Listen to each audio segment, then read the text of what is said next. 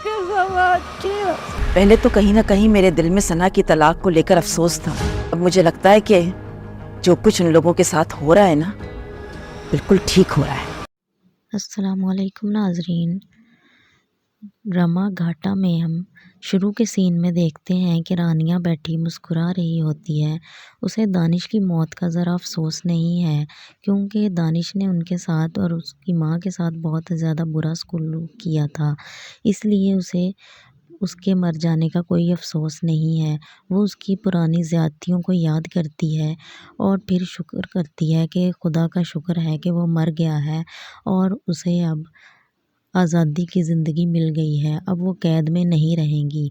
तब उसकी माँ आती है और उससे बैठकर बातें करती है। वो कहती है कि देखा ना अम्मा, उन्होंने जैसे हमारे लिए किया था वैसा ही उनके साथ बुरा हो गया है। आज उनके साथ बुरा हुआ है तो उनको पता चलेगा कि किस तरह से दूसरों के साथ ज़्यादती करते हैं। उन्होंने हमारे साथ बहुत बुरा सलूक किया था। उन्होंने पापा के साथ भी अच्छा सलूक नहीं किया था। तो उसकी माँ कहती है, बेटा, किसी के मर जाने पर चाहे वो दुश्मन ही क्यों ना हो, खुश नहीं होते हैं। हर इंसान अपने अमाल का ज़िम्मेदार होता है। तुम्हें इस तरह से खुश नहीं होना चाहिए है। लेकिन रानिया कहती है, अम्मी आपको पता है ना, उन्होंने पापा का कत्ल किया है। उन्होंने पापा के साथ बहुत बुरा सलूक किया है। उन्होंने हमें कैद करके रखा था।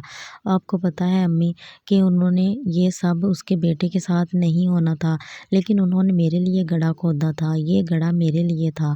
अगर मैं वहाँ पर जाती तो मैं मर जाती। आपको पता है हमने बहुत से ड्रामों में ऐसे देखा हुआ है कि किस तरह से घर में आग लग जाती है और लड़की मर जाती है। तो उसकी माँ कहती है, बेटा तुम ऐसी बातें मत करो, तुम मेरा दिल दहला रही हो, मेरा कलेजा मुँह को आ रहा है तुम्हारी ऐसी बातें सुनकर। तुम खुदा का वास्ता है चुप कर जाओ। लेकिन रानिया कहती है कि अम्मी मुझे अब अफ़सोस नहीं है, मुझे खुशी है कि अब हम आज़ाद हो गई हैं। अब हम कैद में नहीं रहेंगी।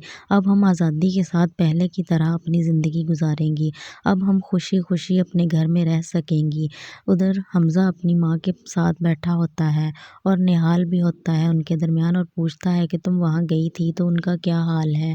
तो वो कहती है कि उनका बहुत बुरा हाल है। नवाज़ बेगम जो है वो बहुत ही ज़्यादा सदमे में है। वो बार-बार यही बात कर रही है कि मैंने अपने बेटे को मारा है, मैं अपने बेटे की कातिल हूँ। वो इस तरह से बातें कर रही है, लेकिन रानिया जो है वो बिल्कुल ख़ामोश बैठी है और वो सिर्फ़ और सिर्फ़ यही बात कर रही है कि मैं आज़ाद हो गई हूँ, मैं आज़ाद हो गई हूँ। लेकिन मुझे समझ नहीं आ रही है कि वो इस तरह की बातें क्यों कर रही है। तो फिर हमज़ा को उसकी पुरानी बातें याद आती हैं कि किस तरह से वो उसके पास आई थी कि मुझे बचा लो, मुझे दानिश मार देगा। लेकिन इस तरह से फिर बातें करते हुए उसका बाप कहता है कि मेरा भाई भी चला गया है और अब उसका रानिया का शौहर भी चला गया है। तो साजिदा भाभी जो हैं वो बिल्कुल ही अकेली रह गई हैं। उनके लिए बहुत ज़्यादा परेशानी का सबब बन गई हैं सारी चीज़ें। अब उनकी बेटी बेवा हो गई है। पहले वो अभी इद्दत से निकली थीं तो अब उनकी बेटी बेवा हो गई है। तो वो अब हमज़ा की माँ कहती है कि अब साजिदा भाभी और रानिया बिल्कुल अकेली रह गई हैं। अब उनका ख़्याल रखने वाला कोई नहीं है। तो हमज़ा कहता है, क्यों रख नहीं है, हम हैं ना, हम उनका ख़्याल रखेंगे। तो फिर वो हमज़ा की माँ कहती है कि उनके घर में 2 अमवात हो गई हैं, 2 जनाज़े उठे हैं, लेकिन उनके जाने का कोई एतबार नहीं आ रहा है।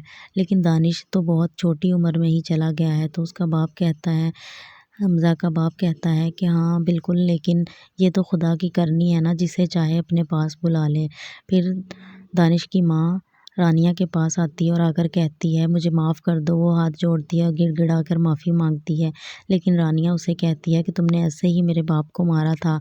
मैं जैसे अपने बाप के लिए तड़पी थी, तुम भी अपने बेटे के लिए ऐसे ही तड़पोगी। तो उसकी माँ चुप करके बैठी रहती है।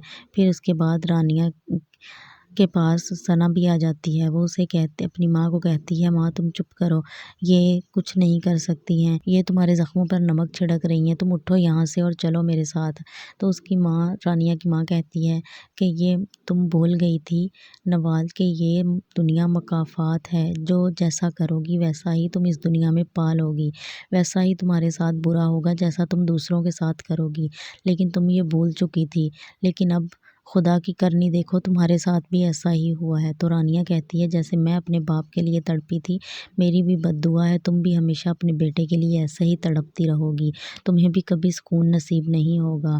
تو اس کے بعد ثنا اسے کہتی ہے اپنی ماں کو کہ اٹھو اور چلو یہاں سے۔ وہ پھر ہاتھ جوڑ کر معافیا مانگتی ہے، لیکن رانیہ اسے کچھ بھی نہیں کہتی ہے۔ پھر رانیہ کو اور اس کی ماں کو اس کی گئی زیادتیاں اور اس کے بیٹے کی گئی زیادتیاں یاد آتی ہیں۔